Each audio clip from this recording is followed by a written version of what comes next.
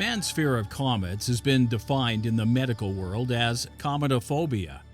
Cometophobia, as the name implies, is the fear of comets. Cometophobia joins a very long list of officially recognized phobias, including related phobias such as selenophobia, the fear of the moon, heliophobia, fear of the sun, siderophobia, fear of stars, meteorophobia, fear of meteors, and the general phobias of cosmic phobia, the fear of cosmic phenomena, and cosmophobia, the fear of outer space. By designating the fear as a phobia, the medical world has regulated the fear to the level and nature of all other phobias. Cometophobia is simply another variety of irrational and abnormal fear of something. It's not real or to be feared. How the medical profession came to the conclusion that the fear of comets is irrational and abnormal remains unexplained. One look at history can only lead to the conclusion that when a great comet appears, the normal reaction worldwide is one of fear and dread. Fear is the norm.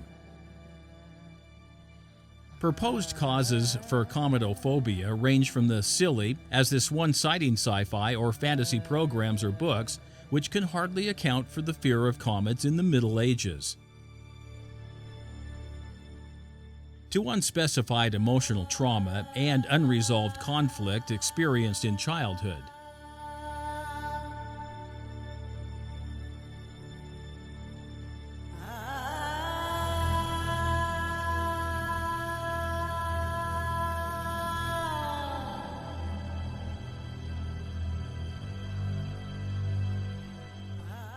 Apparently, we are to believe a person with cometophobia has had an unresolved emotional conflict or trauma with a comet in childhood.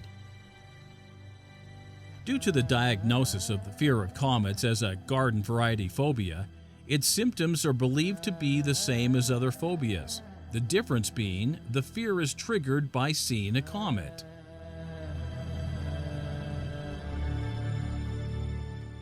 It is doubtful that any medical practitioner has observed a patient during an actual appearance and observation of the comet. Besides, the behavior and symptoms described by the historical records tell a very different story. There have been no mention of dizziness, lightheadedness, or headaches. Instead, there is mass panic, civil upheaval, sitting indoors for days without drinking water, calling for national days of prayer, and so forth. The symptoms posited by the medical establishment have more to do with symptoms observed in the more common phobias than in the fear of comets as recorded in the history books.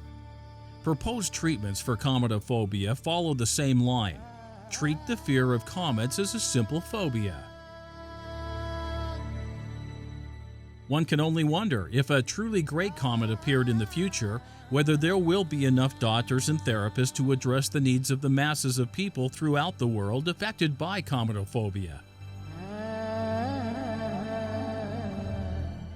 Or, from the historical perspective, if these treatments and strategies had been available in the past, would the Chinese populace have been calmed enough that the Chinese Empire would still be with us today?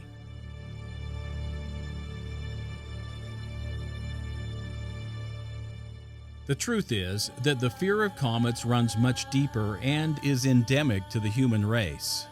There are no simple treatments or cures.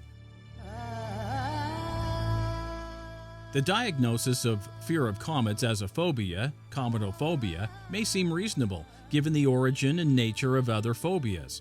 However, if the phobia of comets is the result of a previous trauma or unresolved conflict, most likely in childhood, then what can the trauma or emotional conflict possibly be? Furthermore, how can the clear historical evidence of nations and dynasties rising and falling at the appearance of great comets be ascribed to individual trauma or inner conflict? Wouldn't the collective fear of comets be the result of collective trauma? Certainly, this must be so. What is also left unresolved are the specific ideas associated with the appearance of comets. How does childhood trauma and unresolved conflict explain the universal association of comets with the death of kings and the end of dynasties, or with plague, famine, and the end of the world?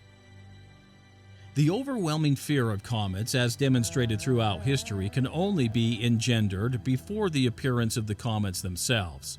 That is, like all phobias, trauma must precede the fear. The question is then, what was the event or events that traumatized the entire world and continues to traumatize mankind?